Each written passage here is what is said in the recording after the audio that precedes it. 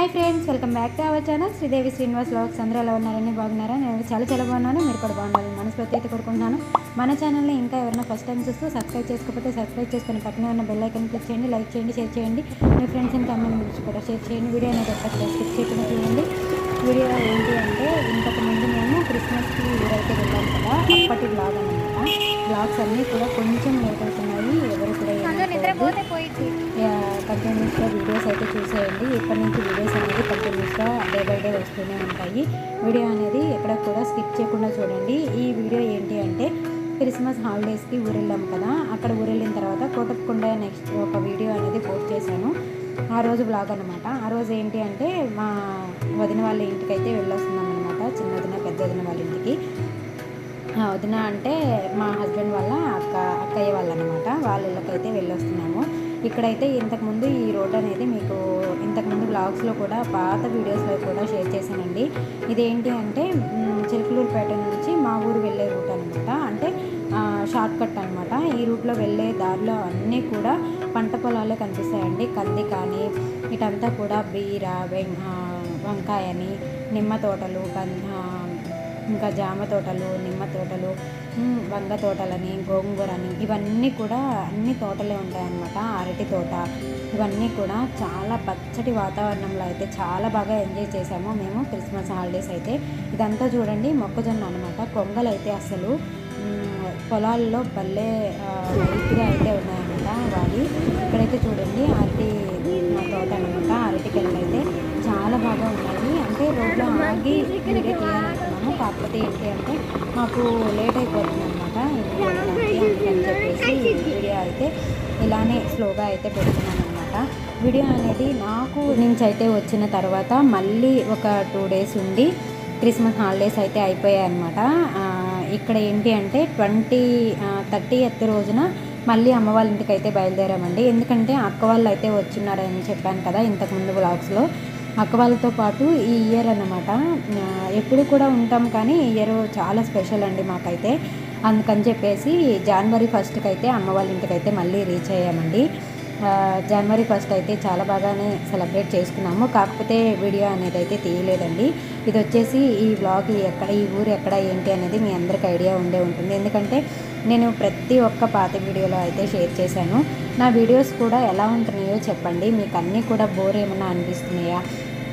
ఇప్పటి వరకు కొన్ని నాకు ఏంటి అంటే ఎక్కువ ఊరెళ్ళే వీడియోస్ ఇవే మాత్రమే పోస్ట్ చేసినా అనమాట. ఇక్కడ నుంచి డైలీ వీడియోస్ కూడా పోస్ట్ చేయడానికి అయితే ట్రై చేస్తానండి. ఎందుకంటే ఈ వీక్ మొత్తము కూడా ట్రావెలింగ్ వీడియోస్ మాత్రమే ఉంటాయి. సంక్రాంతి వీడియోస్ కానీ ట్రావెలింగ్ వీడియోస్ కానీ ఇవే ఉంటాయి అన్నమాట. తర్వాత నుంచి నేను ఏదైనా షాపింగ్ బ్లాగ్స్ షేర్ చేయటం కానీ లేకపోతే డైలీ వ్లాగ్ అనేది షేర్ చేయటం కానీ అలా అయితే చూస్తానన్నమాట.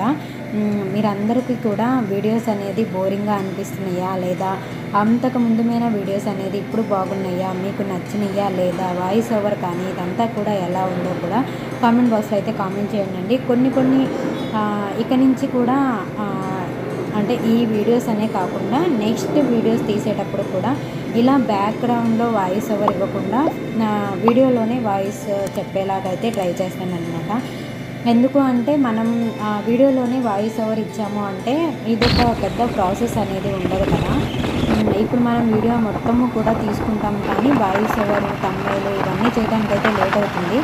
ఇప్పుడు మేము ఊర్లో ఉన్న వీడియోస్ అన్నీ కూడా నార్మల్ వాయిస్తోనే ఇచ్చినట్టయితే నేను ఈ పాటికి వీడియోస్ అన్నీ కూడా పోస్ట్ చేసి ఉండేదాన్ని. ఇలా బ్యాక్గ్రౌండ్ వాయిస్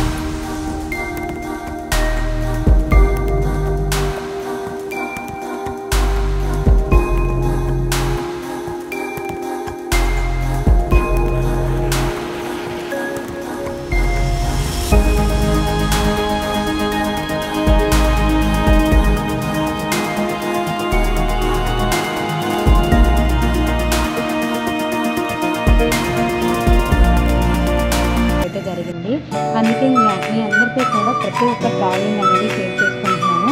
ఇక్కడైతే ఊరి నుంచి వచ్చిన తర్వాత 4 డేస్ తర్వాత వెళ్ళాలని చెప్పాను కదా, ఈ గోల్డ్ షాపింగ్ ఎందుకు చేశాను ఏంటి అనేది ఫర్దర్ వీడియోస్లో అయితే షేర్ చేసుకుంటాను. ఇక్కడైతే నేను జిఆర్టీ షాపింగ్ మాల్కి అయితే వెళ్తున్నాను అనమాట.